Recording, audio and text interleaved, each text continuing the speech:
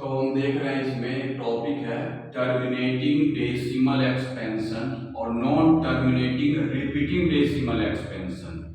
ठीक है, तो हम लोग देखेंगे, पहचानेंगे किस तरीके से टर्मिनेटिंग डेसिमल एक्सपेंशन है और कौन नॉन टर्मिनेटिंग डेसिमल एक्सपेंशन है।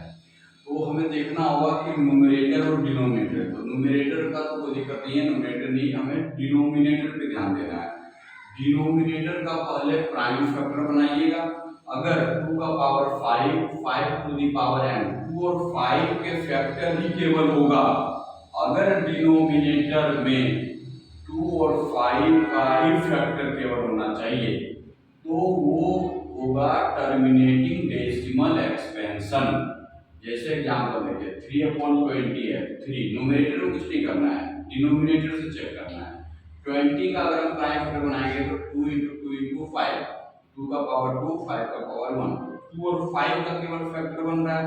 इसका मतलब ये जो 3/20 है ये आएगा टर्मिनेटिंग डेसिमल एक्सपेंशन में। इसी तरह 35/50 है, 50 न्यूमरेटर को कुछ नहीं किए, बस डिनोमिनेटर में जाके 50 का प्राइम फैक्टर बनाया तो 2 × 5 × 5 क्या है, 2 का पावर 1, 5 का पावर 2, केवल 2 और 5 आना है तो टर्मिनेटिंग डेसिमल एक्सपेंशन होता है। तो हमें ध्यान रखना है कि अगर टर्मिनेटिंग डेसिमल एक्सपेंशन है तो 2 का पावर कुछ समथिंग होना चाहिए और 5 का पावर समथिंग, मतलब 2 और 5 होना चाहिए, इसके अलावा नहीं कुछ होना चाहिए।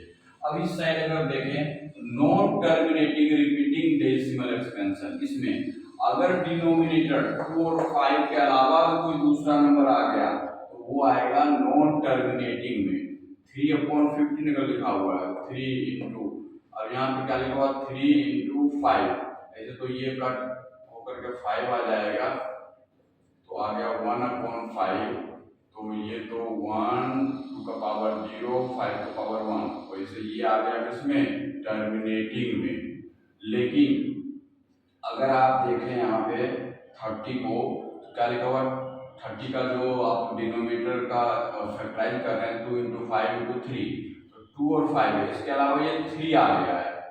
ठीक है, केवल 2 और 5 होगा तो उसे बोलेंगे टर्मिनेटिंग डेसिमल एक्सपेंशन। लेकिन 2 और 5 के अलावा कोई आ रहा है तो क्या होगा, non terminating repeating decimal expansion होगा। तो ये हमें ध्यान रखना है कि टर्मिनेटिंग और नॉन टर्मिनेटिंग क्या है।